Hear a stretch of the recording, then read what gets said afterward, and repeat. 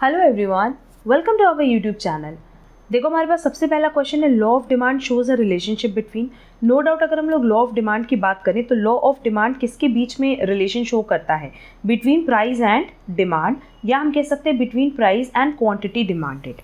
ठीक है, तो quantity demanded and quantity supplied है, income and quantity demanded, price and quantity demanded of a commodity. No doubt correct answer होगा 3। Next, goods for which demand goes down when income goes up. जैसे जैसे आपकी income बढ़ेगी आपकी demand कम हो जाएगी। ऐसा नहीं होता ना, जनरली अगर हम लोग लॉ ऑफ डिमांड की बात करें तो प्राइस एंड डिमांड के बीच में किस तरह का रिलेशन होता है? इन्वर्स रिलेशन होता है। मतलब हम ये मानते हैं कि किसी प्रोडक्ट की प्राइस अगर बढ़ेगी तो नो डाउट उसकी डिमांड घट जाएगी, बट इनकम के साथ ऐसा रिलेशन थोड़ी होता है। अगर हम लोग नॉर्मल गुड्स की बात करें तो नॉर्मल गुड्स के केस में क्या होगा कि भाई इनकम बढ़ेगी तो हम उस प्रोडक्ट की डिमांड और बढ़ा देंगे। ठीक, बट अगर हम लोग इन्फीरियर गुड्स की बात करें, इन्फीरियर गुड्स क्या होता है? वो गुड्स जिनकी क्वालिटी लो होती है, लो क्वालिटी प्रोडक्ट, है ना। जो लो क्वालिटी प्रोडक्ट होता है बेटा, उसमें क्या होता है कि अगर हमारी इनकम बढ़ेगी तो भाई हमें तो समझ में आ गया कि हाँ ये लो क्वालिटी प्रोडक्ट है। वो लो क्वालिटी प्रोडक्ट आप सिर्फ इसीलिए यूज़ कर रहे थे क्योंकि आप उसको अफोर्ड नहीं कर सकते थे।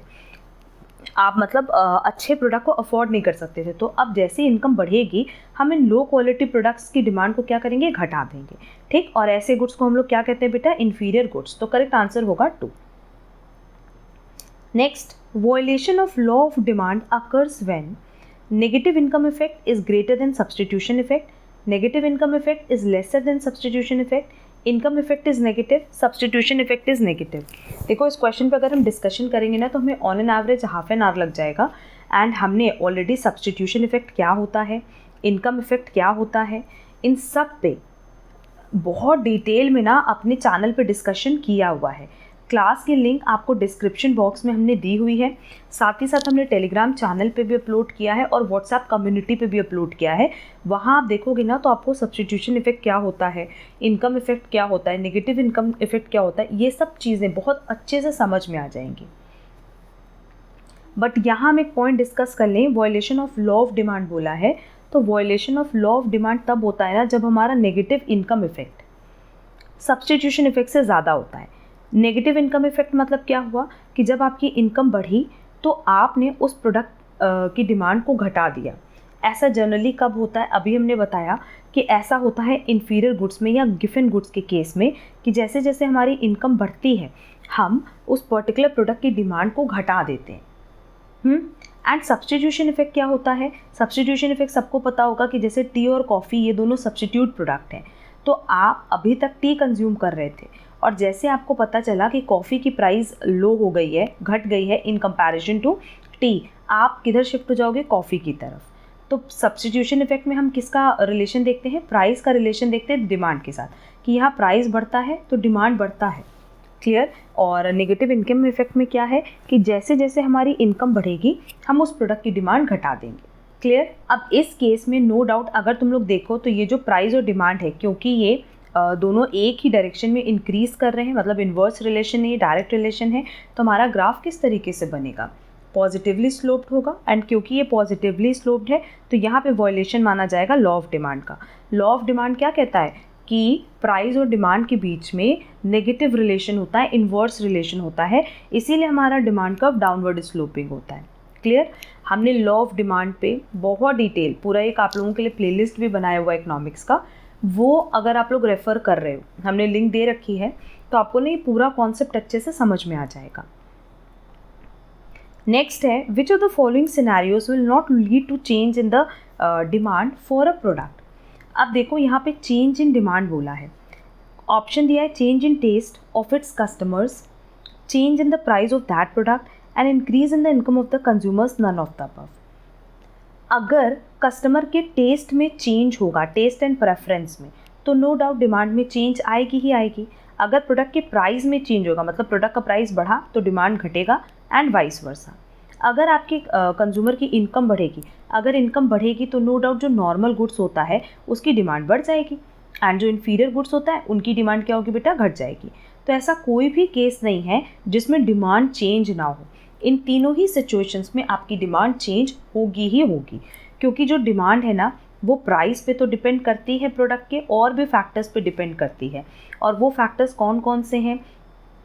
जैसे जो सब्स्टिट्यूट प्रोडक्ट्स हैं जिनको हम लोग रिलेटेड गुड्स कहते हैं, कॉम्प्लीमेंट्री प्रोडक्ट्स हैं, उनकी प्राइस चेंज होती है तो भी आपका डिमांड चेंज होता है। टेस्ट एंड प्रेफरेंस के बेसिस पे चेंज होता है, टेक्नोलॉजी के बेसिस पे चेंज होता है। तो बहुत सारे ऐसे फैक्टर्स हैं जिन पे डिमांड चेंज होती है। क्लियर? तो ऑप्शन करेक्ट क्या होगा? 4, none of the above. Next, which of the following does not lead to a change in the demand curve? Advertisement, price of the product, income, related product price. अब change in the demand curve, ऊपर जो question पूछा था, देखो ये जो question पूछा था इसमें पूछा था कि change in the demand, only demand की बात करा था। बट यहाँ हमसे क्या कह रहा है बेटा? चेंज इन डिमांड कर्व, है ना। तो डिमांड कर्व कब नहीं चेंज होता?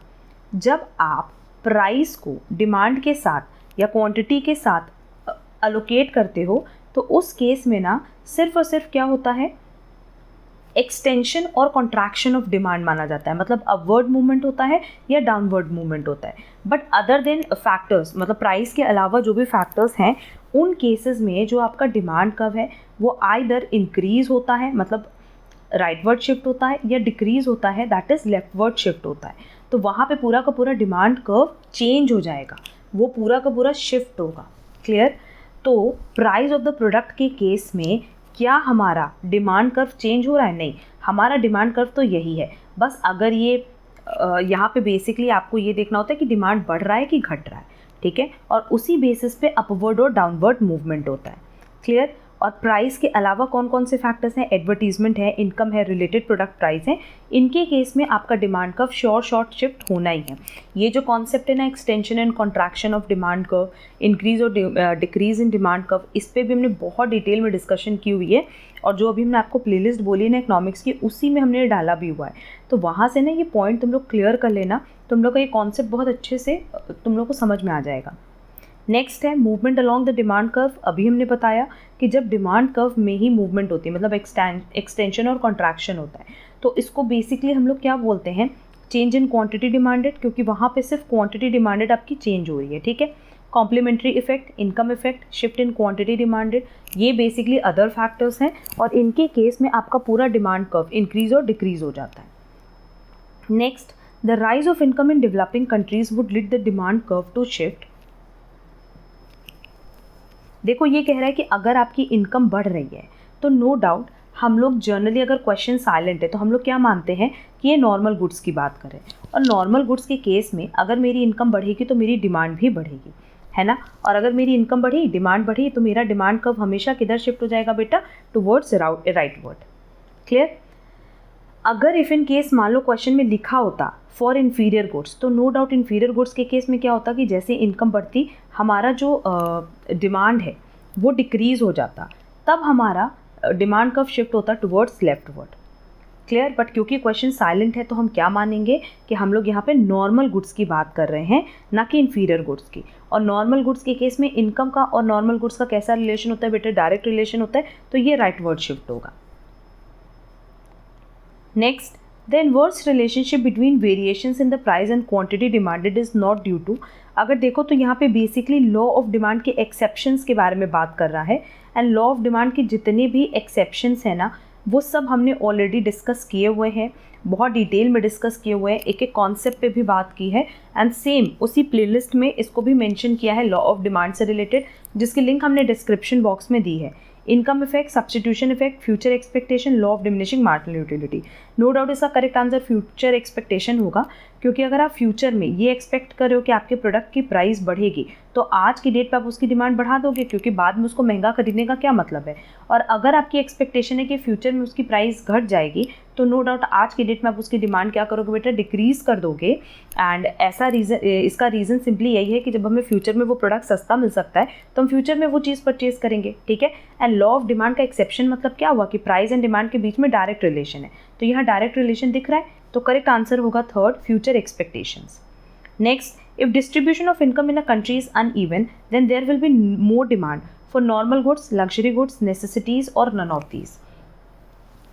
देखो अगर हम कह रहे हैं कि जो इनकम की डिस्ट्रीब्यूशन है वो इवन नहीं है, अनइवन है, मतलब किसी के पास कोई ज़्यादा अमीर है, कोई गरीब है, मतलब किसी के पास बहुत ज़्यादा पैसा है, किसी के पास कम पैसा है, तो नो डाउट उस केस में ज़्यादा डिमांड किसकी होगी, लग्जरी गुड्स की होगी ना। जो रिच सेक्शन है वो लग्जरी गुड्स की डिमांड करेंगे, और जो मिडिल क्लास है या पुअर सेक्शन है वो लग्जरी गुड्स की डिमांड नहीं कर सकते। ठीक, तो ये चीज़ बोली गई है कि अगर कंट्री की इनकम अनइवन है, मतलब अनइवनली डिस्ट्रीब्यूटेड है, तो जो कंज्यूमर गुड्स हैं ना, मतलब जो नॉर्मल गुड्स हैं, कंज्यूमर गुड्स हैं, उनकी डिमांड हमेशा मार्केट में कम ही रहेगी। ठीक, और अगर यही इनकम इवनली डिस्ट्रीब्यूटेड होती तो हमेशा कंज्यूमर गुड्स की डिमांड हायर होती, लोग इसी को डिमांड करते, क्योंकि नेसेसिटीज़ तो वो खरीदेंगे ही खरीदेंगे, चाहे वो अमीर हो चाहे वो गरीब हो। ठीक, बट नॉर्मल गुड्स के केस में और इन केस ऑफ कंज्यूमर गुड्स, इनके केस में क्या होता है कि अगर इनकम इवनली डिस्ट्रीब्यूटेड है तब आपकी डिमांड ज़्यादा होगी, अदरवाइज़ कम होगी। बट लग्जरी गुड्स में तो ऐसा नहीं होगा ना भाई, जो रिच सेक्शन है वो तो हमेशा लग्जरी गुड्स डिमांड करेगा। तो करेक्ट आंसर होगा 2। नेक्स्ट है, what does the individual demand schedule represents. अब individual demand schedule and market demand schedule क्या होता है, इस पर भी डिटेल डिस्कशन किया हुआ है लॉ ऑफ डिमांड की प्लेलिस्ट पे, तो वो प्लेलिस्ट तुम लोग पूरा अच्छे से कवर कर लेना, क्योंकि एक एक point exam point of view से बहुत रेलेवेंट है। उसमें बेसिकली हम लोग यही देखते हैं ना कि जैसे मान लो एक इंडिविजुअल है ए, इसने प्रोडक्ट एक्स की कितनी यूनिट्स खरीदी हैं किस किस प्राइस पे, जैसे मान लो 10 रुपीज़ पे ख़रीदा, फिर 12 पे ख़रीदा, फिर 14 पे ख़रीदा। तो इसी को जब हम प्लॉट करते हैं ना ग्राफ पे, तो इसको हम कहते हैं इंडिविजुअल डिमांड स्केड्यूल, कि एक कस्टमर मार्केट में एक पर्टिकुलर प्रोडक्ट की कितनी यूनिट्स परचेज़ कर रहा है और किस प्राइस पे परचेज़ कर रहा है। तो total quantity demanded at different prices by all consumers, no quantity demanded by an individual at various prices. Yes, एक इंडिविजुअल कितनी क्वांटिटी डिमांड कर रहा है, यही आता है इंडिविजुअल डिमांड स्केड्यूल में। या हम लोग क्वांटिटी सप्लाइड की बात नहीं करते, क्वांटिटी डिमांडेड की बात करते हैं। Next, which of the following is a feature of monopolistic market, easy entry and exit from the industry. ये तो है, फ्यू सेलर्स नहीं होते, यहाँ पे बहुत सारे सेलर्स होते हैं, क्योंकि मोनोपोलिस्टिक मार्केट है ना। मोनोपोलिस्टिक मार्केट मतलब क्या होता है कि जहाँ पे आप अपना डिफरेंशिएटेड प्रोडक्ट सेल करो। जैसे मान लो आपने टूथपेस्ट की बात की, तो भाई टूथपेस्ट तो मार्केट में बहुत सारे हैं ना, बस ये है कि किसी का कलर कुछ है, किसी की पैकेजिंग अलग है, किसी का नाम अलग है। बट टूथपेस्ट मार्केट अगर देखा जाए तो ये तो बेचने वाले बहुत हैं, तो फ्यू सेलर्स नहीं होंगे, लार्ज नंबर ऑफ सेलर्स होंगे। A differentiated product, all of the above. No doubt इसमें 2 ऑप्शन करेक्ट है, easy entry and exit from the industry, क्योंकि कोई भी बहुत ही ईजिली अपने प्रोडक्ट को मार्केट में लॉन्च कर सकता है और कोई भी मार्केट छोड़ के जा सकता है। और डिफरेंशिएटेड प्रोडक्ट, तो इसका करेक्ट आंसर फर्स्ट भी होगा और थर्ड भी होगा। Next, a firm is a price taker. No doubt आप प्राइस टेकर हो, तो प्राइस टेकर मतलब क्या कि जब with the help of demand and supply, इनके कॉम्बिनेशन से एक जो हमारे पास इक्विलिब्रियम प्राइस आ रही है, उसी को सारे के सारे फर्म्स को टेक ओवर करना पड़ता है। मतलब सारे फर्म उसी पर्टिकुलर प्राइस पे अपने प्रोडक्ट को सेल करेंगे। जैसे अगर मान लो हम सिर्फ कोलगेट की बात करें, हम यहाँ पे टूथपेस्ट इंडस्ट्री की बात नहीं करें, हम सिर्फ कोलगेट की बात करें, तो कोलगेट चाहे सप्लायर ए बेच रहा हो, चाहे बी बेच रहा हो, चाहे सी बेच रहा हो, ये तो 60 पे ही ना बेचेगा। और ऐसा कहाँ होता है, परफेक्ट कॉम्पिटिशन मार्केट में। नेक्स्ट, लॉ ऑफ डिमांड क्या अज्यूम करता है। लॉ ऑफ डिमांड सिंपली ये अज्यूम करता है कि जो प्राइस एंड डिमांड है इनके बीच में इनडायरेक्ट रिलेशन होगा। All factors remain constant except price, demand and supply are directly related, income preferences changes frequently, price doesn't affect quantity demanded. नहीं, जब लॉ ऑफ डिमांड की बात करते हैं तो हम ये कहते हैं कि प्रोडक्ट का प्राइस एंड प्रोडक्ट की जो डिमांड है, क्वांटिटी डिमांडेड है, उनके बीच में इन्वर्स रिलेशन होगा। ये तो ठीक है, बट इसके साथ साथ ये भी मानते हैं कि बाकी जितने भी फैक्टर्स हैं, जैसे कंज्यूमर की इनकम हो गई, रिलेटेड प्रोडक्ट के जो प्राइस हो गए, टेस्ट एंड प्रेफरेंस हो गए, वो फैक्टर्स हमेशा क्या रहेंगे, कांस्टेंट रहेंगे। तो ये हमारा अजम्पशन होता है, इसलिए करेक्ट आंसर होगा first. Next, the persons who sign the memorandum of association of a company are called. जो मेमोरेंडम ऑफ एसोसिएशन में साइन करते हैं, सिग्नेचर करते हैं ना, उनको बेसिकली हम लोग क्या बोलते हैं, उनको हम लोग बोलते हैं सब्सक्राइबर्स टू द मेमोरेंडम। उनका काम ही यही होता है कि वो बेसिकली जो मेमोरेंडम है, मतलब स्टार्टिंग में जो लोग कंपनी से जुड़े हैं उनको मेमोरेंडम ऑफ एसोसिएशन में साइन करना होता है, सब्सक्राइब करना होता है। तो करेक्ट आंसर होगा 4। नेक्स्ट, डिमांड कर्व की शेप क्या होती है, सबको पता है। डिमांड कर्व की शेप हमेशा डाउनवर्ड स्लोपिंग होती है, रीजन बीइंग कि प्राइस और डिमांड के बीच में नेगेटिव रिलेशन होता है। तो करेक्ट आंसर होगा first. Next, memorandum of association क्या है, चार्टर ऑफ द कंपनी है। हमने memorandum of association and article of association के बीच में एक कंपैरिजन क्लास भी अपलोड की हुई है, जहाँ पे हमने सारे पॉइंट्स डिस्कस किए कि मेमोरेंडम ऑफ एसोसिएशन में हम कौन से क्लॉज डालते हैं, आर्टिकल ऑफ एसोसिएशन में कौन से क्लॉज डालते हैं। तो प्लीज़ वो क्लास भी कवर कर लेना, हमने लिंक डिस्क्रिप्शन बॉक्स में दे रखी है। Next, application for the approval of the name of the company is to be made. आपको अपनी कंपनी का जो भी नाम रखना है उसके लिए आपको अप्रूवल लेना होता है, और वो एप्लीकेशन आपको किसको देनी होती है? आरओसी को, that is registrar of companies को। Next, powers, rights, remuneration, qualification and duties of directors. No doubt इसका पूरा डिटेल डिस्कशन आपको आर्टिकल ऑफ एसोसिएशन में मिलता है, क्योंकि मेमोरेंडम ऑफ एसोसिएशन के जो क्लॉजेस है वो तो फिक्स हैं, और उनके अलावा जो भी पॉइंट्स है वो आपको आर्टिकल ऑफ एसोसिएशन में मेंशन करना होता है। Next, which documents to be filed with the registrar of company for incorporation. Incorporation मतलब जब कंपनी का रजिस्ट्रेशन होता है तो उस टाइम कौन कौन से ऐसे डॉक्यूमेंट्स हैं जो आपको सबमिट करने होते हैं? Memorandum of association, article of association, declaration. देखो ये तीनों तो देने ही होते हैं। उसके अलावा आपको प्रोस्पेक्टस देना होता है, ठीक है। अगर प्रोस्पेक्टस नहीं दे रहे हो तो statement in lieu of prospectus दोगे। उसके अलावा आपके पास अगर कोई इम्पोर्ट अग्रीमेंट्स हैं तो आपको उनकी कॉपी भी सबमिट करनी होती है। स्टैट्यूटरी डिक्लेरेशन हमने ऑलरेडी बता दिया है। एक आपको देना होता है copy of letter of register indicating approval of name, जिसमें आपको अप्रूवल मिली है कि आप अपनी कंपनी का नाम ये रख सकते हो, वो लेटर आपको सबमिट करना होता है। पावर ऑफ अटॉर्नी की कॉपी देनी होती है, एंड नोटिस देनी होती है of situation of registered office and particulars of directors. यहाँ हम लिख भी दे रहे हैं कि एक आपको नोटिस देनी होगी किससे related? Of situation of registered office, कि आपका रजिस्टर्ड ऑफिस कहाँ सिचुएटेड है, एंड आपको अपने जितने भी डायरेक्टर्स हैं उनके पर्टिकुलर्स देने होते हैं, उनके नाम, डिन नंबर और ये सारी चीज़ें, ठीक है। तो ये सारे डॉक्यूमेंट्स आपको किस पॉइंट ऑफ टाइम पे देने होते हैं? इनकॉर्पोरेशन के टाइम, दैट इज जिस टाइम आपका कंपनी रजिस्टर हो रहा है। तो करेक्ट आंसर होगा 4, all of the above. Next, the process of incorporation of a company is carried out by. Company का रजिस्ट्रेशन कौन कराता है? प्रमोटर्स कराते हैं, क्योंकि प्रमोटर्स वो लोग होते हैं जो ये सोचते हैं कि कैसी हम लोग कंपनी बनाएंगे, वो कंपनी क्या काम करेगी, और कंपनी के रजिस्ट्रेशन तक वो लोग जुड़े होते हैं। तो करेक्ट आंसर होगा 3rd, promote. Next, which company needs to appoint full time company secretary. अब देखो, अगर हम लोग कंपनी सेक्रेटरी की बात करें तो एज पर कंपनीज एक्ट 2013 एक सेक्शन है 203, और इसके साथ साथ जब हम लोग कंपनीज रूल 2014 में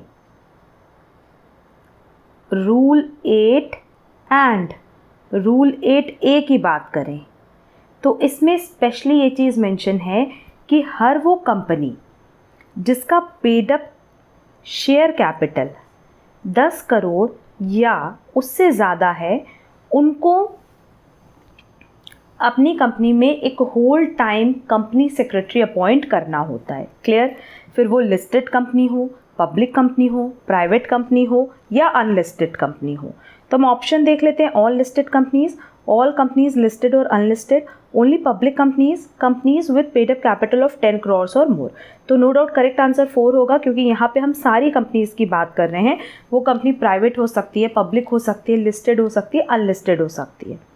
next, liability of a shareholder of a company is limited to dash of the shares allotted to him. Issue price, called up price, face value और reserve price. No doubt correct answer होगा issue price, कि जितना आपको share जिस price पे issue किया गया है वहीं तक आपकी लाइबिलिटी मैक्सिमम हो सकती है। मतलब किसी भी शेयर होल्डर की लाइबिलिटी सिर्फ उतने ही प्राइस की होगी जितने उसको शेयर्स इशू किए गए हैं। Next, in India preference shares can be issued by a company for a maximum period of, maximum जो टाइम पीरियड है प्रेफरेंस शेयर्स के लिए वो है 20 ईयर्स, जो कि ऑप्शन 3 में दिया है। Next, as per the companies act 2013 the balance in the security premium reserve can not be utilized for. ये हमने बहुत बार बताया भी हुआ है कि अगर हम लोग सिक्योरिटी प्रीमियम रिजर्व की बात करें तो इसका जो पैसा है वो आप कहाँ यूटिलाइज कर सकते हो? Issue off fully paid up bonus shares के लिए कर सकते हो। अगर आपको प्रिलिमिनरी एक्सपेंसेस राइट ऑफ करना है तो आप उसके लिए यूज़ कर सकते हो। अगर आपने शेयर्स इशू किया, डिबेंचर्स इशू किया, उसके डिस्काउंट्स को या एक्सपेंसेस को राइट ऑफ करना है उसके लिए यूज़ कर सकते हो। अगर मान लो कंपनी को डिबेंचर्स का रिडम्पशन करना है या प्रेफरेंस शेयर्स का रिडम्पशन करना है तो उसके लिए भी वो ये पैसा यूज़ कर सकते हैं। एंड लास्ट है कि अगर कंपनी को अपनी ही कंपनी का शेयर्स बायबैक करना है तो भी वो सिक्योरिटी प्रीमियम रिजर्व का बैलेंस यूज़ कर सकते हैं। बट डिविडेंड के पेमेंट के लिए वो ये बैलेंस कभी भी नहीं यूज़ कर सकते, इसीलिए करेक्ट आंसर होगा फर्स्ट। क्लियर? और ये किस सेक्शन में मेंशन किया गया है? कंपनीज एक्ट 2013 के सेक्शन 52। ये भी लर्न कर लेना क्योंकि कई बार क्वेश्चन में ये पूछता है। As per section 52 of companies act 2013 आप कभी भी डिविडेंड का पेमेंट नहीं कर सकते। किससे? Balance of security premium reserve से। Next, institute of company secretaries of India functions under the administrative jurisdiction of ministry of corporate affairs, that is MCA। Next, fixed assets are recorded at cost less depreciation and not a realizable value. ये किसकी वजह से? Business entity concept, going concern concept, matching concept या money measurement concept. No doubt going concern concept, क्योंकि देखो होता क्या है ना कि आप ये मानते हो कि इन फिक्स एसेट्स का बेनिफिट आपको कई सालों तक मिलेगा, ठीक है। तो आप ये मान करके कि फ्यूचर में आपका बिजनेस चलेगा ही चलेगा, आप इनको थोड़ा थोड़ा करके बुक्स में दिखाते हो। मतलब आपने उसको कॉस्ट पे दिखाया और माइनस थोड़ा थोड़ा आप उसको डिप्रिशिएट करते हो, ठीक। बट हम उसको रियलाइजेबल वैल्यू पे तब दिखाते हैं ना जब हम ये मानते हैं कि अगले साल हमारा बिजनेस बंद होने वाला है और अगले साल हमारे पास कुछ भी नहीं बचेगा। जब हम ये मानते हैं कि हमारा बिजनेस इन्फिनाइट ईयर्स तक नहीं चलने वाला। क्लियर? तो करेक्ट आंसर होगा 2, going concern. Next, as per section 52 of the Companies Act, amount collected as premium on securities cannot be utilized for, अभी हमने ऊपर बताया भी था, purchased of fixed assets buyback के लिए कर सकते हैं, प्रीलिमिनरी एक्सपेंसेस को राइट ऑफ करने के लिए कर सकते हैं और बोनस शेयर इशू करने के लिए भी कर सकते हैं। बट फिक्स्ड एसेट्स खरीदने के लिए ये हम यूज़ नहीं करेंगे, तो करेक्ट आंसर होगा फर्स्ट। नेक्स्ट, एनुअल रिक्वायरमेंट दी हुई है 7800 यूनिट्स, कंजम्पशन पर वीक दिया है, यूनिट प्राइस दी हुई है, मतलब एक यूनिट अगर आप खरीदने जा रहे हो तो कितने का पड़ रहा है? 5 रुपीज़ का। ऑर्डरिंग कॉस्ट दिया हुआ है पर ऑर्डर, कैरिंग कॉस्ट दिया हुआ है, लीड टाइम दिया है। तो क्या हम EOQ निकाल सकते हैं? बहुत आराम से निकाल सकते हैं, क्योंकि EOQ का जो फॉर्मूला है वो है 2 मल्टीप्लाई बाय एनुअल रिक्वायरमेंट और annual consumption multiply by ordering cost divided by carrying cost. क्या मेरे पास क्वेश्चन में सब दिया है? हाँ बिल्कुल दिया है। एनुअल कंजम्पशन मेरे पास दिया हुआ है कि पूरे साल में जो हम कंजम्पशन कर रहे हैं वो कर रहे हैं 7800 यूनिट्स की। ऑर्डरिंग कॉस्ट दी हुई है 10 रुपये की और कैरिंग कॉस्ट दी हुई है 1 रुपये की। बाकी जो इन्फॉर्मेशन है वो इररेलेवेंट है, ना तो ये 150 रुपीज़ रेलेवेंट है, ना ये 5, ना ये 3 वीक। बस आप इसको सॉल्व कर लो। इसको सॉल्व करके जो वैल्यू आएगी वो आएगी 394.9683 यूनिट्स। और अगर हम इसको राउंड ऑफ कर ले तो सीधे सीधे हो जाएगा 395, जो कि हमारे पास ऑप्शन 4 में दिया हुआ है। Next, the order cost for a particular job is calculated as, अब देखो ऑर्डर कॉस्ट नहीं है, सॉरी, ओवरहेड कॉस्ट है। ओवरहेड कॉस्ट जब भी हम निकालते हैं तो डिवाइड करके ही निकालते हैं, और हमने कॉस्टिंग की भी बहुत डिटेल में लेक्चर्स अपलोड किए हुए हैं। तो सिंपली अगर आपको कभी भी ओवरहेड कॉस्ट कैलकुलेट करनी है ना तो याद रखना कि कुछ ना कुछ डिवाइड करके ही निकालोगे। तो यहाँ पे मल्टीप्लाई है, प्लस है, माइनस है, ये तो ऑप्शन करेक्ट ही नहीं होगा। सीधे सीधे हो जाएगा man hour rate divided by man hour spent on that job, that is correct answer होगा 2, कि जितना रेट है divided by hours. Next, when over time is required for meeting urgent orders, over time premium should be, अगर आप over time कर रहे हो so that आप अर्जेंट ऑर्डर्स को मीट कर सको, तो वो जो खर्चा आता है ना वो हम हमेशा फैक्ट्री ओवरहेड में ही चार्ज करते हैं। करेक्ट ऑप्शन होगा 2। Next, which of the following statements is not true? Revenue expenditures not intended to benefit future period. हाँ, रेवेन्यू एक्सपेंडिचर करंट ईयर का खर्चा होता है और उसका जो आपको बेनिफिट मिलता है वो सिर्फ करंट ईयर तक के लिए मिलता है। मतलब आपने खर्चा किया, जैसे मान लो आपने किसी को सैलरी पे की, तो भाई सैलरी आप पे कर रहे हो करंट ईयर के लिए, तो वो करंट ईयर के लिए ना काम करेगा, नेक्स्ट ईयर के लिए थोड़ी करेगा। अगर फ्यूचर पीरियड के लिए बेनिफिट देखना है तब आप उसको कैपिटल एक्सपेंडिचर कहते हो। Amount paid for acquiring goodwill is a capital expenditure. अगर हमने गुडविल खरीदा तो नो डाउट इसका बेनिफिट हमें बहुत साल तक मिलेगा, तो ये कैपिटल एक्सपेंडिचर है। तो फर्स्ट स्टेटमेंट भी करेक्ट है, सेकंड स्टेटमेंट भी करेक्ट है। Wages paid for installation of a new machine is revenue expenditure. No, अगर आपने नई मशीन पे वेजेस पे किया है तो बेसिकली वो कैपिटलाइज होता है, मतलब वो मशीन का ही पार्ट बन जाता है और उसका बेनिफिट हम मानते हैं कि हमें कई साल तक मिलता है, तो वो कैपिटल एक्सपेंडिचर होता है। इसलिए करेक्ट आंसर होगा थर्ड, क्योंकि ये स्टेटमेंट ट्रू नहीं है।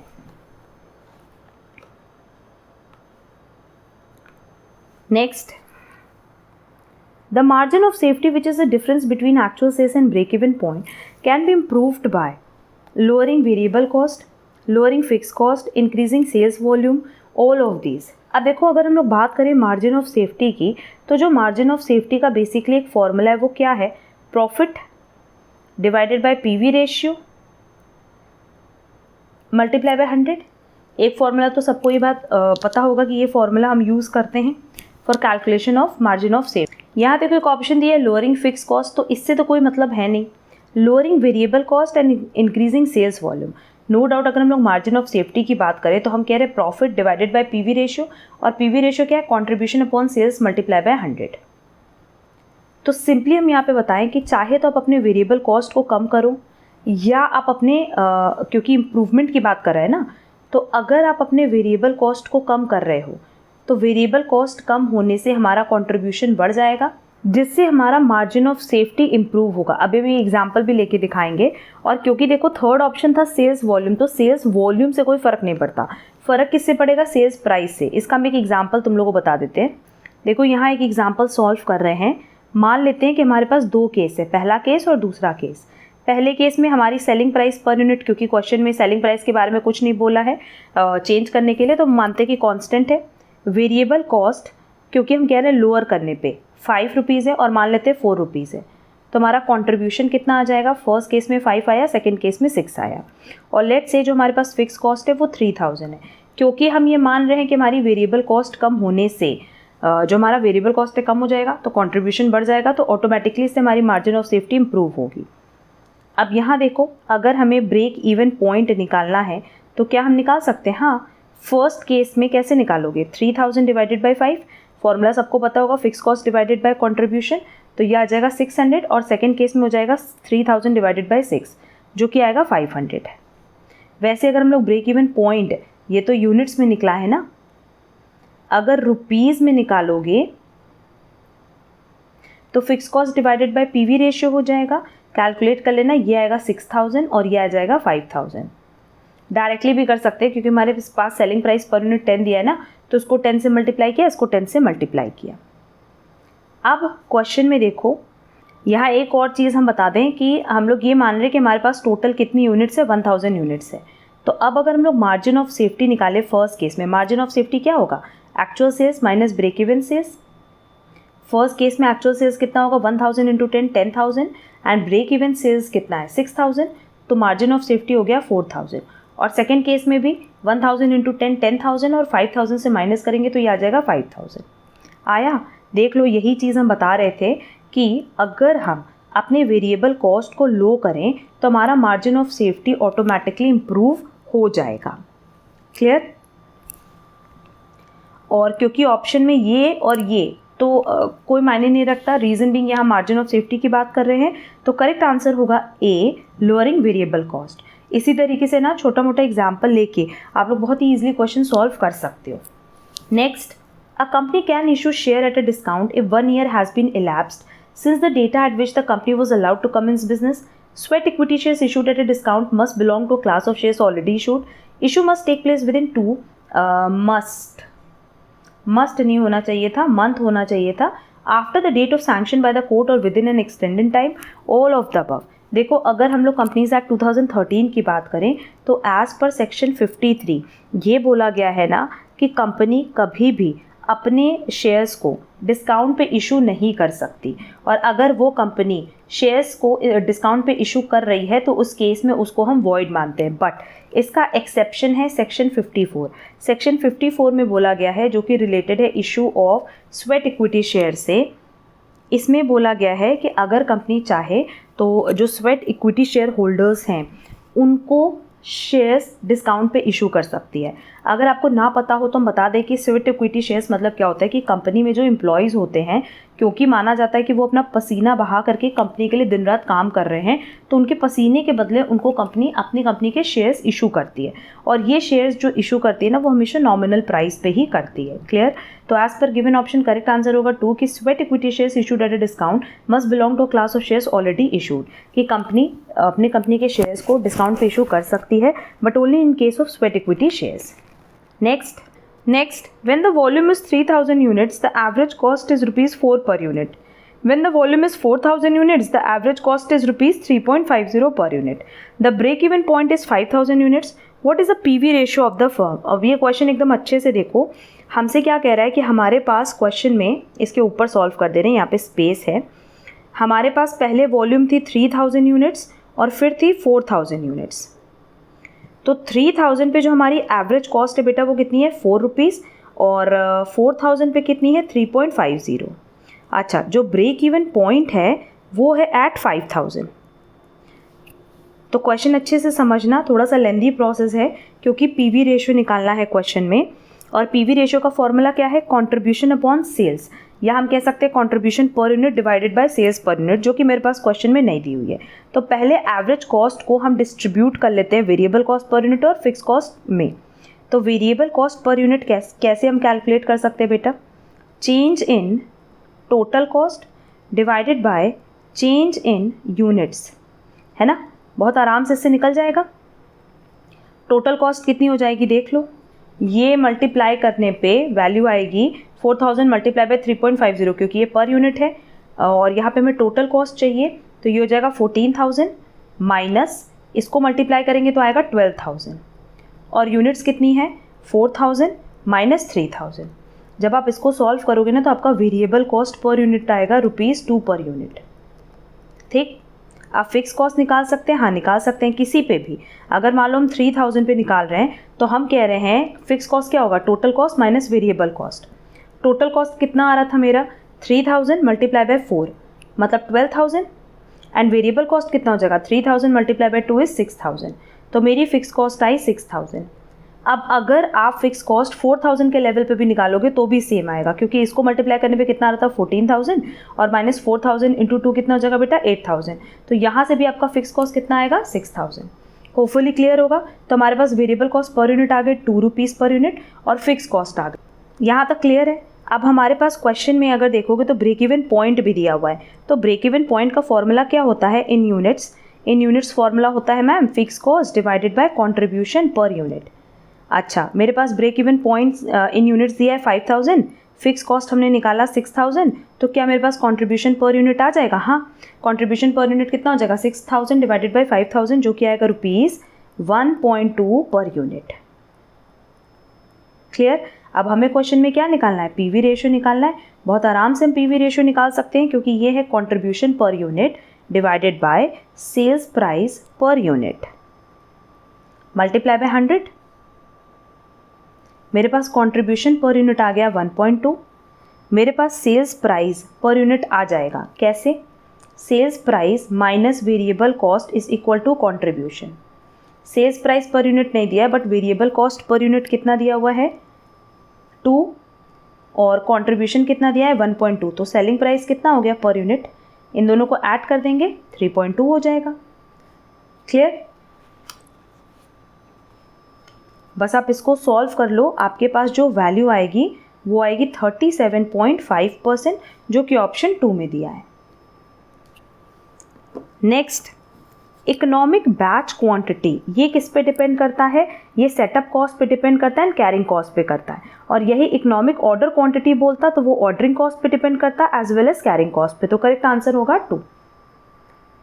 Next, the cost of production of 40 units in process consisting of material, labour, overhead और नॉर्मल वेस्टेज दिया है, तो आपको ये बताना है कि कितनी यूनिट्स हमें नेक्स्ट प्रोसेस में ट्रांसफ़र करना होगा।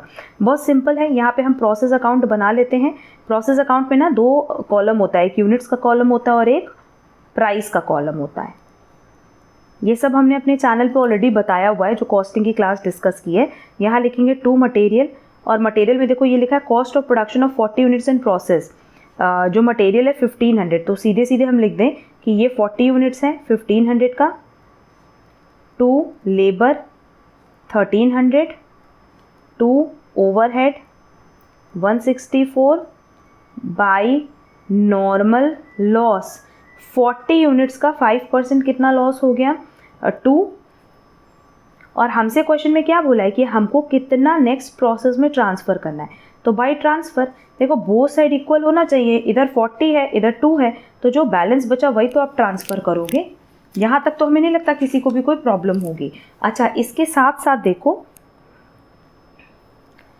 इधर जितना आपका कॉस्ट आएगा वही कॉस्ट इधर भी आना चाहिए, तो इधर की जो आपकी कॉस्ट आ रही है वो आ रही है 2964, और नॉर्मल लॉस आपने बेचा नहीं है तो इसकी वैल्यू 0 हो जाएगी। तो बट ऑब्वियस इस 38 यूनिट्स की कॉस्ट कितनी आ रही है 2964। क्या हम पर यूनिट कॉस्ट निकाल सकते हैं? हाँ, 2964 डिवाइडेड बाय 38 करोगे ना तो इसकी वैल्यू आएगी ₹78 ईच, कि हर एक यूनिट की जो वैल्यू है वो है 78। और अगर ऑप्शन में देखोगे तो ये मेरे पास ऑप्शन 3 में दिया हुआ है, तो करेक्ट आंसर होगा 3rd। Next, a company purchased a building for ₹12 lakh, out of which 2 lakh were paid in cash. Balance amount was paid by issue of equity shares of ₹10 each at 25% premium. How many shares will be issued by the company? Simple है, कह रहा है कि total 12 lakh का आपने building खरीदा, उसमें से आपने 2 लाख तो कैश दे दिया, बाकी कितना बचा 10 लाख जो कि शेयर्स में देना है, और एक शेयर की वैल्यू 10 रुपये नहीं है, 25% प्रीमियम पे है। 10 रुपये का जब हम 25% निकालेंगे तो मेरे पास आएगा 2.5, तो टोटल वैल्यू एक शेयर की कितनी आ रही है 12.5। आप कैलकुलेट करके देख लो, यहाँ जब आप इन दोनों को डिवाइड करोगे तो आपके पास नंबर ऑफ शेयर्स आने चाहिए 80,000 की। टोटल 80,000 शेयर्स इशूड करेंगे एट द रेट ₹12.5, तब हम जा करके उनका बैलेंस अमाउंट पे कर पाएंगे, तो करेक्ट आंसर होगा 2। Next, the process of budgeting helps in the control of cost of production, yes. short term liquidity position, yes. capital expenditure, budgeting हमें सब में हेल्प करता है, तो करेक्ट आंसर होगा 4। heavy initial expenditure on advertising the launch of a new product should be classified as, अगर आप starting में एडवर्टीजमेंट पे खर्चा कर रहे हो तो इस खर्चे को जनरली हम लोग क्या कहते हैं, capital expenditure, revenue expenditure, deferred revenue expenditure और ऑपरेशनल एक्सपेंडिचर। ऐसे खर्चे को ना हम लोग कैपिटल एक्सपेंडिचर कहते हैं, क्योंकि स्टार्टिंग में ही आप ये खर्चा कर रहे हो अपने प्रोडक्ट को लॉन्च करने के लिए, तो इसका बेनिफिट आपको कई साल तक मिलेगा। नेक्स्ट, क्वेश्चन नंबर 40 बहुत इंपॉर्टेंट है, कह रहा है कि गिवन प्रोडक्शन है एट 60% कैपेसिटी, जहाँ 600 यूनिट्स है, मटेरियल दिया हुआ है, लेबर दिया हुआ है, डायरेक्ट एक्सपेंसेस दिया हुआ है, फैक्ट्री ओवरहेड्स दिया हुआ है जिसमें 60% वेरिएबल है, एडमिनिस्ट्रेशन एक्सपेंसेस दिया हुआ है जिसमें 60% फिक्स्ड है। What will be the total cost per unit for production at 80% capacity. अब आपसे 80% कैपेसिटी पे पूछ रहा है कि टोटल कॉस्ट पर यूनिट कितनी होनी चाहिए, तो देख लेते हैं। क्वेश्चन सिंपल है, देखो सबसे पहले हमारे पास 60% कैपेसिटी पे बोला है कि 600 यूनिट्स हम लोग बना रहे हैं, ठीक। सबसे पहले ना आप इसका बाइफर्केशन कर लो, वेरिएबल कॉस्ट को अलग और फिक्स कॉस्ट को अलग, तभी हम इसको 80% पे कन्वर्ट कर पाएंगे। हमारे पास जो मटेरियल दिया हुआ है वो दिया हुआ है ₹50 पर यूनिट, है ना, ये पर यूनिट है क्योंकि वेरिएबल कॉस्ट वैसे भी हम लोग पर यूनिट ही निकालते हैं। लेबर है ₹20 पर यूनिट और डायरेक्ट एक्सपेंसेस है ₹5 पर यूनिट, तो ये तो वेरिएबल कॉस्ट का ही पार्ट हुआ। अच्छा, अब जो हमारे पास फैक्ट्री ओवरहेड दिया हुआ है, टोटल कितना दिया हुआ है 20,000, जिसमें से कह रहा है कि 60%, इसका 60% कितना हो जाएगा 12,000, ये क्या है वेरिएबल है, और बाकी 8,000 क्या है फिक्स कॉस्ट है। तो 12,000 divided by 600 per unit calculate करेंगे तो यह आ जाएगा ₹20। और वैसे ही हम लोग अब ऐसे ही एडमिनिस्ट्रेटिव ओवरहेड है 15,000, जिसका कह रहा है कि 60% फिक्स्ड है, तो 60% फिक्स्ड हो गया, और बाकी वेरिएबल कितना हुआ 40%, जो कि आएगा 6,000 डिवाइडेड बाई 600, यह आ जाएगा ₹10। क्लियर। तो यहाँ अगर तुम लोग इस टोटल कॉस्ट को लो 50, 60, 70, 80, 90, 100, 105, ये हो गया 105 बेटा पर यूनिट, और ये टोटल कितना हो गया 17,000। यहाँ तक तो हमें नहीं लगता किसी को भी कोई डाउट होगा। अब हमसे कह रहा है 600 यूनिट्स पे नहीं, अब हमसे क्या बोला है, हमसे कह रहा है कि 800 यूनिट्स पे हमारी टोटल पर यूनिट कॉस्ट कितनी आएगी।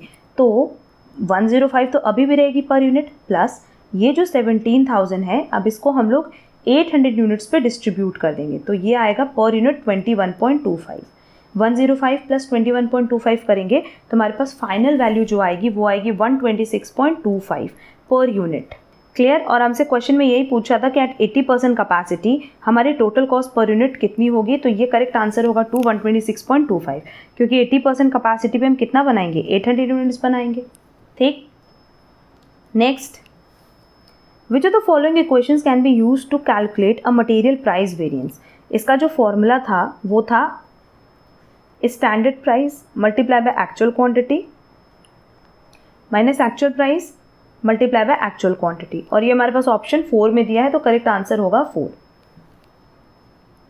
Next, if beginning work in progress equivalent units are 2500 units, work done in current period equivalent units are 3800 units and ending work in progress equivalent units are 5000, then complete equivalent units in current period are, simple question है, हमारे पास opening WIP दिया हुआ है, हमारे पास ये दिया हुआ है कि ड्यूरिंग द ईयर हमने कितना वर्क डन किया है, और हमारे पास क्लोजिंग WIP भी दिया हुआ है। तो बस इसी की हेल्प से हम कितना कंप्लीट इक्विवेलेंट यूनिट्स है कैलकुलेट कर सकते हैं। ओपनिंग है 2500, वर्क डन है 3800 और क्लोजिंग है 5000। जब आप इसको कैलकुलेट करोगे तो आएगा 1300 यूनिट्स, तो करेक्ट आंसर होगा 2।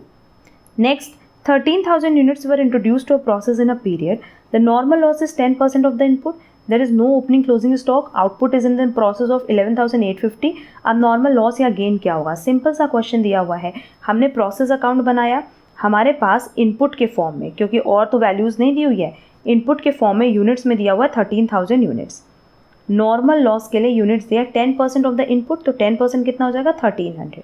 उसके बाद ये भी कह रहा है कि जो हमारा आउटपुट है नेक्स्ट प्रोसेस के लिए वो है 11,850, और तुम लोग को पता है कि ये जो यूनिट का कॉलम है या प्राइस का कॉलम है वो साइड इक्वल होना चाहिए। तो एक साइड आ रहा है 13,150, तो बट ऑब्वियस दूसरे साइड भी 13,150 आना चाहिए, तो इधर ये जो बैलेंस है 150 का ये क्या हो जाएगा, अब नॉर्मल गेन। डेबिट में आया तो अब नॉर्मल गेन, क्रेडिट में आता तो अब नॉर्मल लॉस। क्लियर। तो करेक्ट आंसर क्या हो जाएगा 2। Next, given the budgeted output in second quarter is 8,000 units. In the first quarter fixed overhead given है, वेरिएबल ओवरहेड कह रहा है कि 5 रुपीज़ पर यूनिट है और टोटल में भी दिया है, और सेमी वेरिएबल कितना है 20,000 है, जिसमें 60% variable at the rate 3 per unit और बाकी 40% हमारा फिक्स कॉस्ट हो जाएगा, मतलब फिक्स कॉस्ट होगा। हाँ, determine the total manufacturing overhead budget for the second quarter. हमें सेकेंड क्वार्टर के लिए total manufacturing overhead budget calculate करना है। देखो, अगर हम लोग फिक्स्ड ओवरहेड की बात करें तो हमारे पास ये 40,000 दिया हुआ है इन टर्म्स ऑफ रुपीज़, फिर वेरिएबल ओवरहेड भी हमारे पास दिया हुआ है ₹5 पर यूनिट, यहाँ तक तो किसी को कोई प्रॉब्लम नहीं है। अगर हम लोग सेमी वेरिएबल ओवरहेड की बात करें तो ये टोटल 20,000 दिया है, जिसका हमें बाइफर्केशन करना है, तो इसमें से 60% मतलब हो जाएगा 12,000 और बाकी 8,000 क्या हो जाएगा, फिक्स्ड हो जाएगा।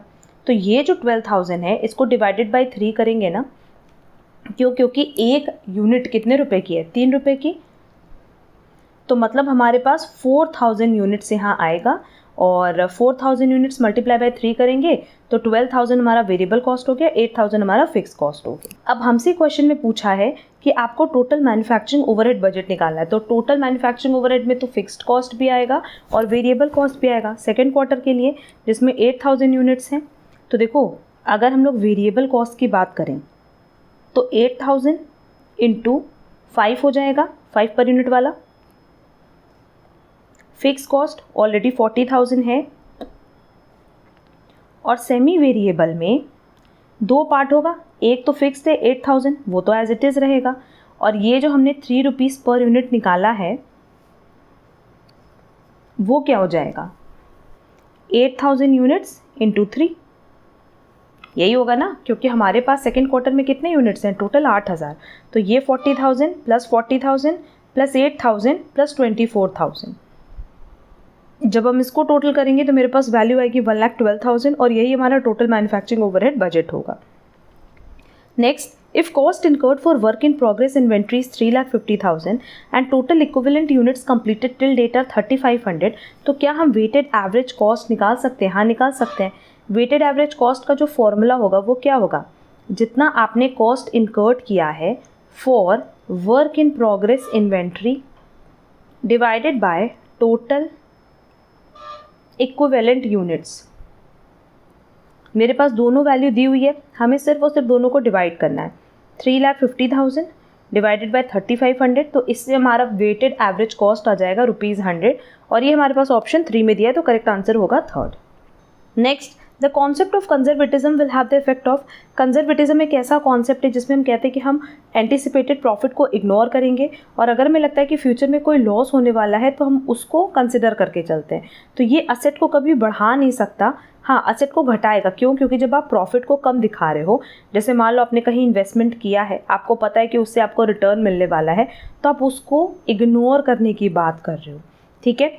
Under statement of provision of bad and doubtful debts तो नहीं होगा क्योंकि ये लॉस है और इसके लिए तो हम बुक्स में प्रोविजन प्रोवाइड करेंगे. ओवर स्टेटमेंट ऑफ स्टॉक भी नहीं होगा क्योंकि आप किसी भी फॉर्म में असेट या स्टॉक को बढ़ा के नहीं दिखा रहे हो, अपने प्रॉफिट को घटा के दिखा रहे हो, जिसको हम कह सकते हैं अंडर स्टेटमेंट ऑफ असेट. तो करेक्ट आंसर होगा third. Next, when material prices fluctuate widely, the method of pricing that gives absurd result. अगर आपका मटेरियल का प्राइस मान लो पहले आपने खरीदा 12 पर यूनिट पे और बाद में वो 30 रुपीज़ पर यूनिट हो गया, तो कहीं ना कहीं कौन सा ऐसा मेथड है जो कि रिजल्ट सही नहीं देगा, absurd रिजल्ट देगा. सिंपल एवरेज प्राइस, ये कभी भी आपको सही वैल्यूएशन नहीं देगा.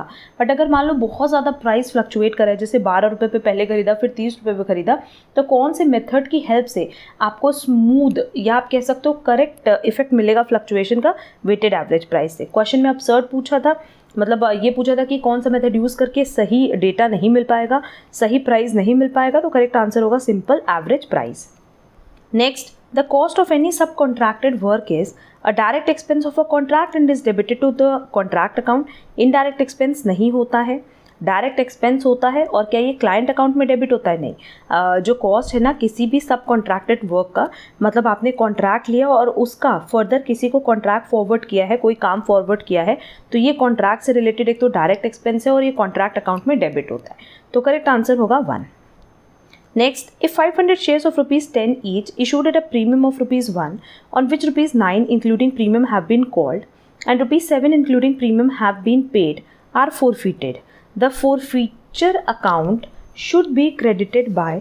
कितने से क्रेडिट होगा आपको बताना है. यहाँ एंट्री कर दे रहे हैं, सिंपल सी एंट्री होगी, शेयर कैपिटल अकाउंट डेबिट. अब देखो ₹1 का प्रीमियम था और वो ऑलरेडी रिसीव हो चुका है, तो उसको हमें बुक्स में दिखाने की ज़रूरत नहीं है. हम ये कितने पे दिखाएंगे? हमारे पास 500 शेयर्स है और ₹9 मांगा गया, तो 4500 हो गया. उस ₹9 में से हमें ₹7 मिल चुका है, तो कितना नहीं मिला? ₹2 नहीं मिला, तो मतलब ₹1000 नहीं मिला. 500 × 2 और बाकी तो हमें शेयर फॉरफीचर का पैसा मिल चुका है ना. मतलब हम कह सकते हैं कि एप्लीकेशन का मिल चुका है, अलॉटमेंट का मिल चुका है, तो उसको हम क्या कहेंगे? शेयर फॉरफीचर ही तो कहेंगे. 500 × 7 ये हमें पैसा मिल चुका है 3500. प्रीमियम इसमें दिखाने की ज़रूरत ही नहीं क्योंकि प्रीमियम ₹1 का था और प्रीमियम ऑलरेडी पे कर दिया गया है. तो हमें फॉरफीचर में कितना दिखाना होगा? 3500. करेक्ट आंसर होगा 2. Next, 40,000 rupees spent by a factory in overhauling of its existing plant and machineries. It is enhanced its working life by 5 years. आपने खर्चा किया और खर्चा करके एग्जिस्टिंग प्लांट एंड मशीनरी को इस लायक बना दिया कि वो अगले 5 साल तक आपको और बेनिफिट देगी. तो ये किस तरह का खर्चा हो गया? Capital expenditure. An individual trend in gathering data from the source. Source से जो इन्फॉर्मेशन कलेक्ट होती है, डेटा कलेक्ट होता है, उसको बेसिकली हम लोग क्या कहते हैं? इन्यूमरेटर, है ना. Next, if a random sample of adequate measure is chosen from a large population, it would generally possess the characteristics of the mass. क्या कह रहा है कि large population में से अगर हम कुछ डेटा को randomly select करें तो कहीं ना कहीं इसमें mass से related जो characteristics है वो होंगी. This statement can be attributed to the law of. ये किसका law है? Sampling का. ये सब लर्न करने वाले क्वेश्चंस थे. नेक्स्ट, असर्शन है कि no technique of gathering primary data is free from the prejudiced perspective of the investigators और द इन्फॉर्मेंट्स. देखो, इन्वेस्टिगेटर और इन्फॉर्मेंट वो पर्सन होते हैं जो कि प्राइमरी डेटा को जाते हैं और मार्केट से कलेक्ट करके लाते हैं. ठीक है, तो नो डाउट अगर देखा जाए तो कोई भी डेटा इनसे तो फ्री नहीं हो सकता, मतलब प्रेजुडाइज मतलब जो पहले से ही कहीं ना कहीं एक कह लो कि पार्शियल होते हैं, वो अपने नेचर को लेके या डेटा को लेके वो पार्शियल होते हैं, कहीं ना कहीं उन्होंने पहले से कुछ फीड करके रखा है और उसी के बेसिस पे वो डिसीजन लेते हैं, तो ऐसे डेटा को हम क्या कहते हैं, प्रेजुडाइज। तो नो डाउट प्राइमरी डेटा कौन कलेक्ट करता है, इन्वेस्टिगेटर्स कलेक्ट करते हैं, इन्फॉर्मेंट्स कलेक्ट करते हैं, तो वहाँ पे वो डेटा प्रेजुडाइज हो सकता है, पार्शियल हो सकता है। And the investigators lack of training can cause errors. Yes, अगर उनको प्रॉपर ट्रेनिंग ना मिले तो क्या डेटा कलेक्ट करने में गलती हो सकती है, हाँ हो सकती है। तो दोनों ही असर्शन रीज़न करेक्ट है और रीज़न एकदम करेक्ट एक्सप्लेनेशन है असर्शन का। करेक्ट आंसर होगा both assertion and reason are true and reason is the correct explanation of assertion, that is correct answer होगा 2। Next, an observation technique where the researcher himself actively remains associated with other members of the group and observes the behavior and activities of the group of study। ऐसे technique को हम कहते हैं participant technique. ये सब learn करने वाले question है, तो प्लीज़ साथ ही साथ लर्न कर लेना। Any measure indicating the centre of a data arranged in an increasing और डिक्रीजिंग ऑर्डर ऑफ मैग्नीट्यूड। इसको हम क्या कहेंगे, मेजर ऑफ सेंट्रल टेंडेंसी, क्योंकि मीन मीडियन मोड सब में बेसिकली हम लोग क्या करते हैं, डेटा को अरेंज करते हैं असेंडिंग और डिसेंडिंग ऑर्डर। तो करेक्ट आंसर होगा 3rd। The sum of deviation from mean, ये सबको पता है कि अगर हम सम करते हैं डेविएशन का उसके मीन से तो इसकी वैल्यू हमेशा क्या आती है, 0। और ये सबसे पहली प्रॉपर्टी हमने मीन में बताई भी हुई है, जो कि हमारे सेकंड चैनल पे ऑलरेडी अपलोडेड है। तो करेक्ट आंसर होगा 1st, always equal to 0। Next, if in a discrete series 75% values are less than 30, तो उस केस में क्या होगा, Q3 इज इक्वल टू 30 होगा। दैट इज़ करेक्ट आंसर होगा 3rd। ये कह रहा है कि आपका जो डिस्क्रीट सीरीज़ है उसमें 75%, क्योंकि डिस्क्रीट सीरीज़ है, क्वार्टाइल है, तो Q1 Q2 Q3 होगा। कह रहा है Q3 के पहले का जो डेटा है वो 30 से कम है, तो हम क्या मानेंगे हमेशा कि Q3 30 के बराबर है। अब इस क्वेश्चन को समझने के लिए ना हमने क्लास की लिंक आपको डिस्क्रिप्शन बॉक्स में दी है। हम यही सजेस्ट करेंगे, हम चाहते तो ये क्वेश्चन हम यहाँ और एक्सप्लेन कर सकते थे, पर हमने इसलिए एक्सप्लेन नहीं किया है क्योंकि इससे रिलेटेड बहुत सारे ऐसे क्वेश्चंस हैं जो कि हमने ऑलरेडी अपने एक MCQ क्लास में डिस्कस किए हुए हैं। तो उसकी लिंक आपको डिस्क्रिप्शन बॉक्स में दी है, वहाँ से ये टॉपिक अच्छे से क्लियर कर लेना और इस पैटर्न पर जितने भी क्वेश्चन हैं वो सारे सॉल्व कर लोगे ना, तो पूरा ओवरऑल आइडिया लग जाएगा। Next, if a set of data has one mode and its value is less than mean, then the distribution is called। क्या कह रहा है कि एक मोड है और इसकी वैल्यू जो है मीन से क्या होगी, छोटी होगी, मतलब मीन बड़ा होगा। अगर मीन बड़ा है इसका मतलब ये पॉजिटिवली स्क्यूड है, अगर मीन छोटा होता तो नेगेटिवली स्क्यूड होता और बराबर होता तो सिमेट्रिकल होता। Next, if the harmonic mean of the 2 number is 6.4 और एक नंबर हमारे पास दिया, एक नंबर नहीं दिया है, तो हार्मोनिक मीन का फॉर्मूला क्या है, फॉर्मूला है n divided by 1 divided by x1 plus 1 divided bye x2। अब देखो फॉर्मूले पे हम वैल्यू अप्लाई कर रहे हैं, तो ये हो जाएगा 6.4 is equal to 2 divided by 1 divided by x1 plus 1 divided by 16। LCM ले लेंगे तो ये हो जाएगा 6.4 इज इक्वल टू 2 और एलसीएम हो जाएगा 6x1 प्लस 16। यहाँ तक किसी को कोई दिक्कत नहीं होगी। इस 16x1 को हम न्यूमरेटर में ले जा रहे हैं, तो ये हो जाएगा 6.4 is equal to 2 multiply by 16x1 divided by x1 plus 16। Cross multiply कर दो, ये हो जाएगा 6.4x1 प्लस 16 मल्टीप्लाई बाय 6.4 करेंगे तो 102.4 इज इक्वल टू 32x1। ये और ये इक्वेट कर सकते हैं, तो 102.4 इज इक्वल टू माइनस कर देंगे, ये हो जाएगा 25.6x1।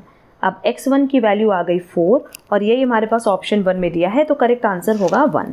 Next, for moderately skewed distribution the value of mode की वैल्यू किसके बराबर होती है बेटा, 3 मीडियन माइनस 2 मीन के बराबर होती है, जो कि ऑप्शन 2 में दिया। और ये सब पे हमने इतनी प्रैक्टिस कराई है ना अपने सेकंड चैनल पे, अगर अभी तक वो चैनल आपने नहीं देखा है तो मेरा यही सजेशन होगा कि वहाँ से ये सारे पॉइंट्स आप लोग अच्छे से कवर कर लेना।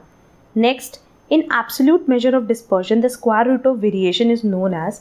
अब यहाँ पे स्क्वायर रूट पूछा है। पहले मेजर ऑफ डिस्पर्जन में देखो क्या क्या आता है, रेंज आता है, मीन डेविएशन आता है, क्वार्टाइल डेविएशन आता है और स्टैंडर्ड डेविएशन आता है। और हमसे कह रहा है कि अगर हम स्क्वायर रूट कर दें वेरिएशन का स्क्वायर रूट कर दें तो ये आ जाएगा स्टैंडर्ड डेविएशन, तो करेक्ट आंसर होगा 4 standard deviation. Next, find the value of third quartile when the first quartile is given and quartile deviation is given. Quartile deviation का जो फॉर्मूला है वो है Q3 minus Q1 divided by 2, तो ये हो जाएगा 8 is equal to Q3 minus 104 divided by 2। और हो जाएगा 16 + 104 इज इक्वल टू Q3, और Q3 की वैल्यू मेरे पास कितनी आ जाएगी 120, जो कि ऑप्शन 3 में दिया है। Next, which set of observation has a minimum variation, कम से कम डिफरेंस कहाँ है 30, 40, 50, 60, सब में 10 का डिफरेंस है। फिर इसमें अगर देखोगे तो 2 का डिफरेंस है, इसमें देखोगे तो 1 का डिफरेंस है, और इसमें देखोगे तो अगेन 10 का डिफरेंस है। तो करेक्ट आंसर होगा थर्ड, कि कम से कम जो वेरिएशन है, डिफरेंस है, वो है ऑप्शन 3 में। Next, if we have to sample the population it's partitioned into units, और इन यूनिट्स को बेसिकली हम लोग कहते हैं sampling units. Out of the mentioned options which is not a non probability sampling. देखो, judgemental sampling, cluster sampling, extensive sampling और convenience sampling. जो क्लस्टर सैम्पलिंग है ना, ये प्रोबेबिलिटी सैम्पलिंग है, ना कि नॉन प्रोबेबिलिटी सैम्पलिंग।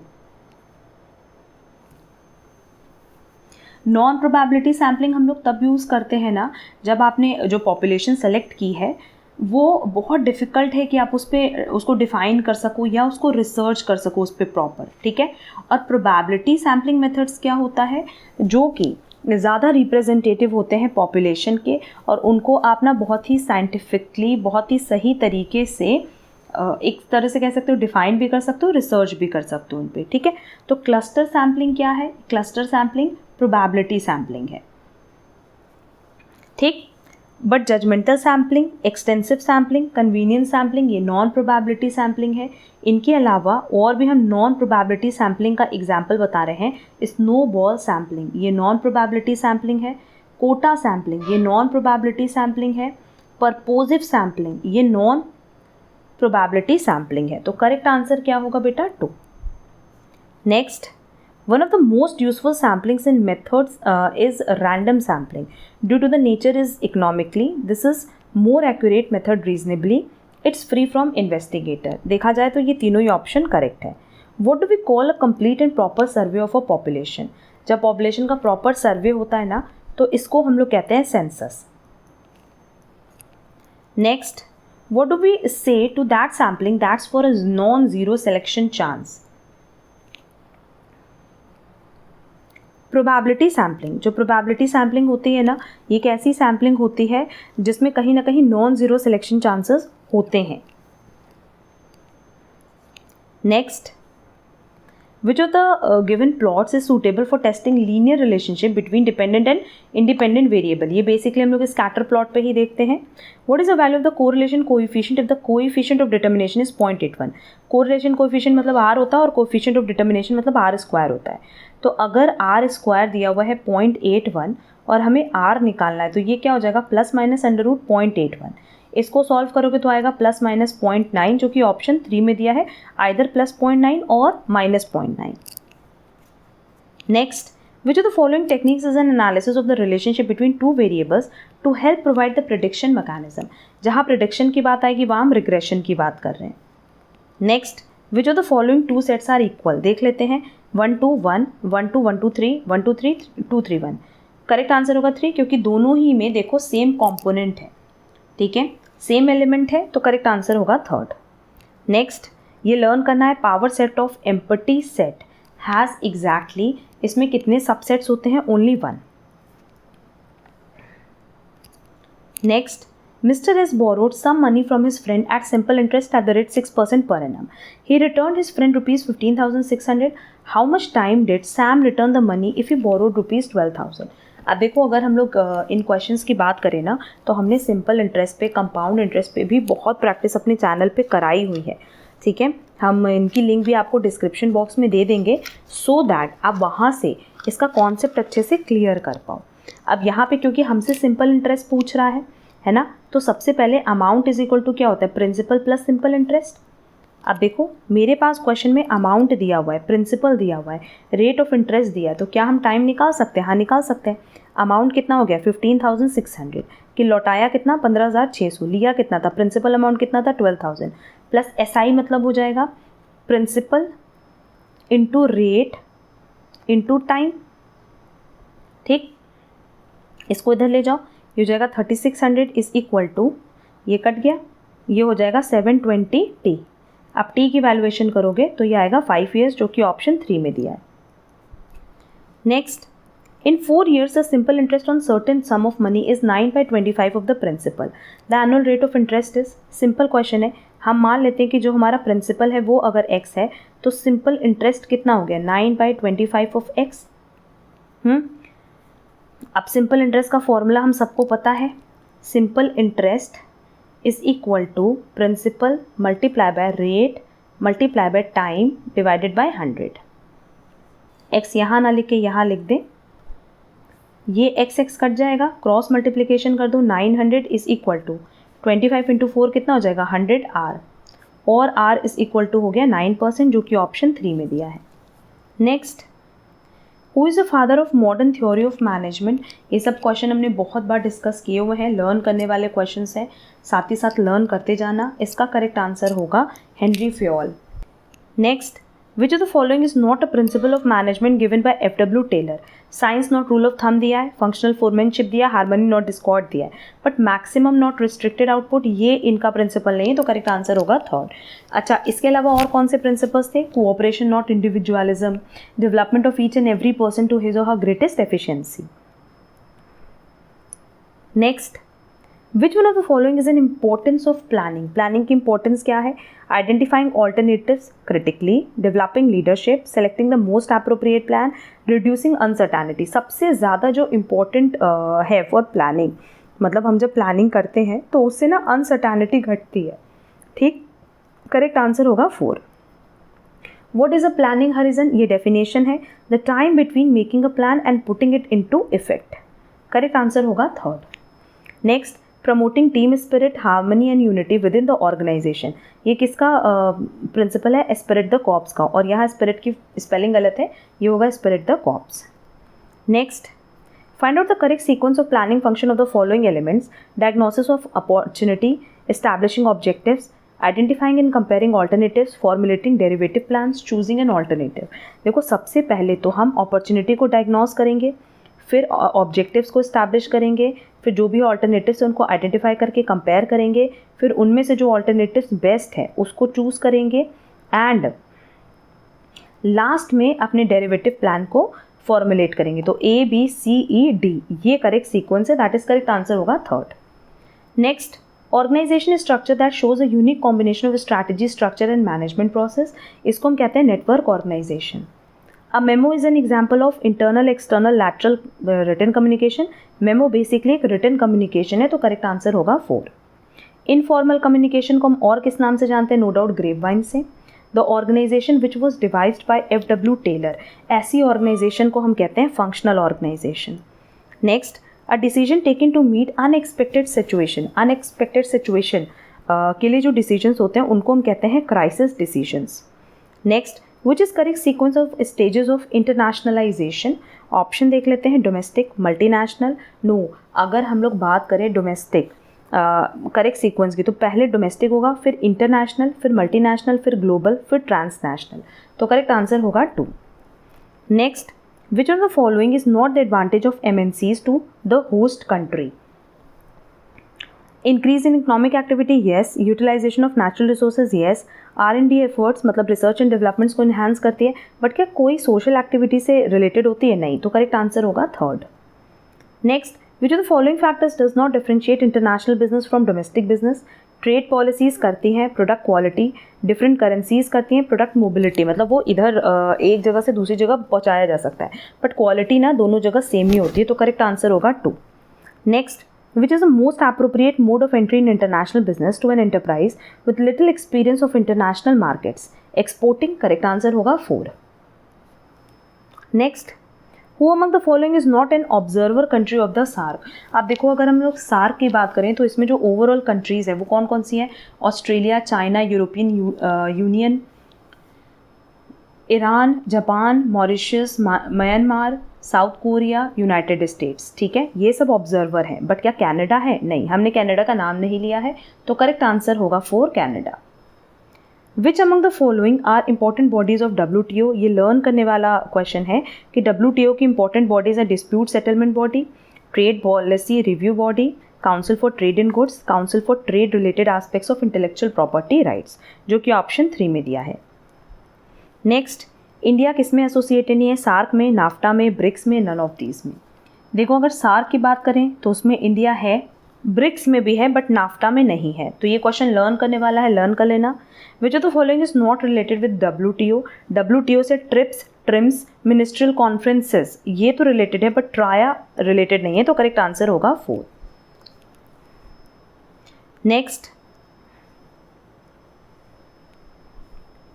2 लिस्ट दी हुई है मल्टीनेशनल कंपनीज के टाइप की और उनके बेसिक फीचर्स की, आपको मैच करनी है। इथनोसेंट्रिक फर्म्स अगर इनकी बात करें तो ये सेल्डम डिस्टिंग्विश करती है between domestic and global operation policies को। पॉलीसेंट्रिक फर्म्स ये होस्ट मार्केट पॉलिसी को फॉलो करती हैं एंड जियोसेंट्रिक ये मेंटेन करती है balance in home and host market oriented policy. तो as per given option correct answer होगा 3rd। नेक्स्ट, OECD ये बेसिकली इस्टेब्लिश्ड हुआ था 30 सितंबर 1961 में, जो कि ऑप्शन 2 में दिया है। Next, dash refers to disposal of equity public sector units in the market, globalisation, privatisation, disinvestment और लिबरलाइजेशन। डिसइन्वेस्टमेंट ये बेसिकली इसकी डेफिनेशन है। Next, the most important change in FTP, that is foreign trade policy, from 1991 onwards was reducing restriction on import, export, both reducing restriction on specific goods। नहीं, इनका काम जो था ना वो import export पे restrictions को reduce करना था, तो करेक्ट आंसर होगा 3rd। और हमारा आज का लास्ट क्वेश्चन है, which of the following statements is true about liberalisation? It involves the reduction of government controls, yes. Deregulation along with greater autonomy for the private investments, yes. Liberal कर रहा है ना चीज़ों को। It refers to contracting some of the activities performed within the organisation to third parties. हाँ, ये भी contract करते हैं, तो कहीं ना कहीं ये दोनों स्टेटमेंट करेक्ट है रिलेटेड टू लिबरलाइजेशन। क्लियर? कुछ क्वेश्चंस इसमें से लर्न करने वाले थे और कुछ कंप्लीटली न्यूमेरिकल बेस्ड थे। बहुत सारे चीज़ें ऐसे हैं जो हमने ऑलरेडी अपने चैनल पे डिस्कस किया हुआ है, बट ये सारे important questions exam point of view से, तो इनकी प्रैक्टिस अच्छे से कर लेना। एंड इसकी हमने पहले भी बताया है कि इसकी जो PDF है और आगे भी क्लासेस की जो PDF है ना, अब वो आपको हमारे शॉर्ट वीडियोस में मिल जाएगी, क्योंकि आप लोग टेलीग्राम पे हम अपलोड करते हैं, व्हाट्सएप कम्युनिटी पे भी अपलोड करते हैं, बट आपका कहना होता है कि मैम PDF नहीं मिली। तो सबसे अच्छा तरीका है कि हम PDF का शॉर्ट्स बना देंगे, वहाँ से आप लोग उसका स्क्रीनशॉट ले लेना, ठीक है। आप लोग हमारे टेलीग्राम और व्हाट्सएप कम्युनिटी से ज़रूर जुड़ जाना, हमने लिंक आपको डिस्क्रिप्शन बॉक्स में दी हुई है। और अगर किसी भी क्वेश्चन में कोई डाउट होगा तो कमेंट बॉक्स में कमेंट करके ज़रूर पूछना, सो दैट हम उसको अपडेट कर सकें। अगर आपको हमारी अच्छी क्लास यूज़फुल लगी है तो प्लीज़ वीडियो को लाइक, कमेंट, शेयर ज़रूर करना। एंड अगर हमारे चैनल पर नए हो तो चैनल सब्सक्राइब ज़रूर कर लेना, सो दैट इस तरह की क्लासेस की नोटिफिकेशन आपको टाइमली मिल पाए। अब हम लोग मिलेंगे हमारी नेक्स्ट क्लास में। आज के लिए बस इतना। Thank you so much.